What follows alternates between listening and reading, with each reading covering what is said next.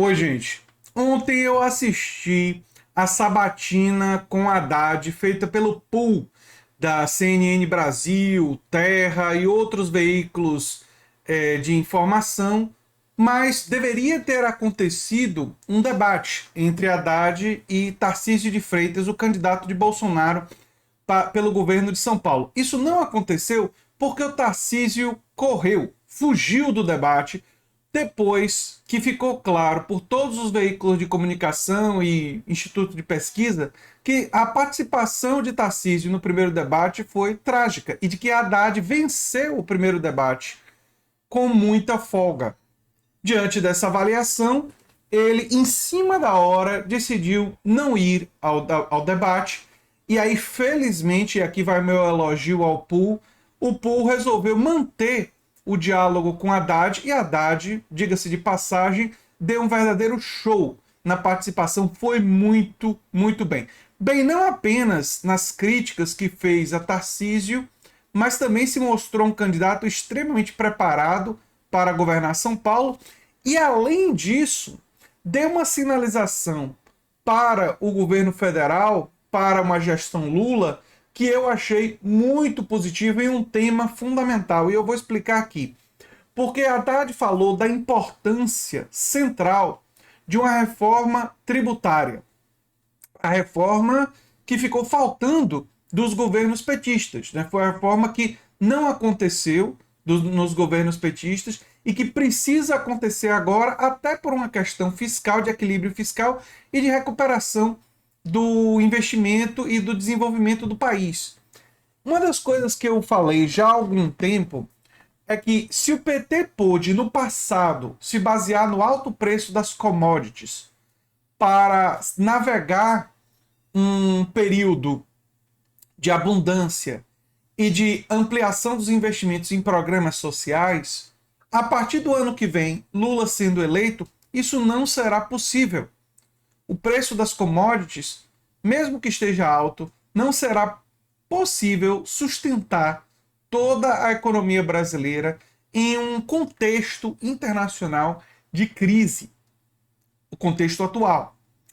E nesse contexto vai se tornar absolutamente necessária uma reforma tributária que se diminua, como a Haddad falou na sabatina, que deveria ter sido debate, mas não foi. Se diminua os impostos no consumo, e ele deveria ter acrescentado na produção, mas enfim, e que se aumente progressivamente na renda patrimônio dos mais ricos e também nos lucros das grandes empresas. Essa reestruturação tributária ela é central para que aconteça um estímulo à economia e para que você tenha a possibilidade de investimentos do setor público para que o país volte a crescer, né? Para que o país volte a garantir direitos sociais que dão uma base de sustentação para o funcionamento da sociedade brasileira, né? Para poder voltar a melhorar a saúde, a educação, que receberam muitos cortes nos últimos anos. Então eu achei a participação de Haddad muito boa. Agora eu fiquei vendo a sabatina e pensando, Haddad do ponto de vista do conteúdo, ele está muito bem. Mas uma coisa que Haddad não tem tanto, e que eu fico pensando, como na política brasileira ela é muito personalista, isso pode ser prejudicial para ele nessa eleição e até no futuro, como um quadro do PT. Falta Haddad carisma. Falta Haddad aquela capacidade que Lula, por exemplo, tem de sobra de se conectar com o emocional do público. Né? Essa capacidade de falar de uma forma que você seduz a população e que você se aproxima da população e faz a população gostar de você. E o Haddad não chega nem perto de Lula, e os quadros da esquerda, talvez com exceção de Boulos, né, são pessoas que não têm essa capacidade que eu acho que Lula caracterizou a atuação de Lula nos últimos 30 anos, né, 40 anos aí de atuação política do Lula.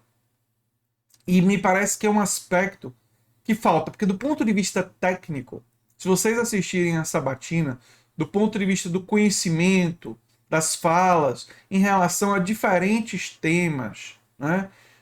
Haddad estava muito à vontade, muito bem, respondeu dentro do tempo e com precisão, né? Então eu achei que realmente o Haddad se comportou muito bem na sabatina, mas ele tem esse aspecto da falta de carisma, da falta de...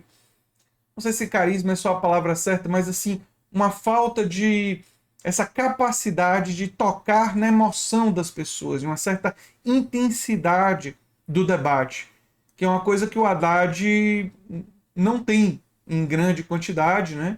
É uma coisa da característica dele, mas do ponto de vista do conteúdo, essa entrevista foi importante para mim porque eu fiquei convencido que ele é um dos melhores quadros do PT e seria um quadro muito bom para qualquer ministério, caso não seja eleito em São Paulo. Seria absolutamente lamentável o Tarcísio de Freitas, ex-ministro da infraestrutura do Bolsonaro, ser eleito governador de São Paulo. Não só pelo fato do Haddad ter dito, como disse na sabatina, que ele é uma pessoa sem nenhuma história em São Paulo. Não só por ele ter sido um ministro de infraestrutura de um governo que investiu tão pouco em São Paulo. São Paulo foi o estado que menos recebeu investimentos do governo federal. Mas sim por se tratar de um quadro que dá um sapatênis à extrema-direita. O que o Tarcísio faz, em grande sentido, é dar à extrema-direita um discurso menos óbvio de extrema-direita. Ou seja, ele dá uma aura para a extrema-direita de menos agressividade, de menos... Mas em termos de política pública, em termos do grupo de aliados que colocaria no poder, seria ainda a extrema-direita. Então é um quadro perigoso, é um quadro problemático, e é um quadro que, se tornando governador de São Paulo, representa a manutenção de uma presença da extrema-direita na política brasileira, que vai continuar, porque tem muitos que foram eleitos para o Congresso, para o Senado, não é? E o combate à extrema-direita, sem sombra de dúvidas, não vai terminar com a vitória de Lula. Embora seja muito importante, central, que Lula vença as eleições para a presidência, para que, pelo menos no executivo, a extrema-direita não esteja no controle. E aí, em futuras eleições, a gente construa o caminho para ir reduzindo a presença da extrema-direita no Congresso e no Senado. Vai ser um trabalho para muito tempo, mas é um trabalho social absolutamente necessário para preservar a nossa democracia e para garantir direitos sociais. Eu gostaria muito de ver Haddad vencer em São Paulo, mas diante do resultado do primeiro turno, me parece lamentavelmente difícil, mesmo com o Tarcísio de Freitas fugindo dos debates. E isso dizendo muito sobre a capacidade dele de defender as suas próprias ideias.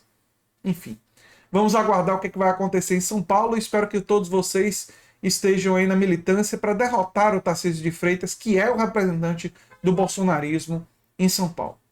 Eu sou André Teixeira Jacobina, o canal Nova Máquina do Tempo, e a gente se vê em breve em outro vídeo. Tchau, tchau, gente. Ah, sim, e se você gosta do que a gente faz, se inscreve, dá um like, compartilha, quem sabe se torna membro, apoiador do canal, quem sabe faz um dos nossos cursos.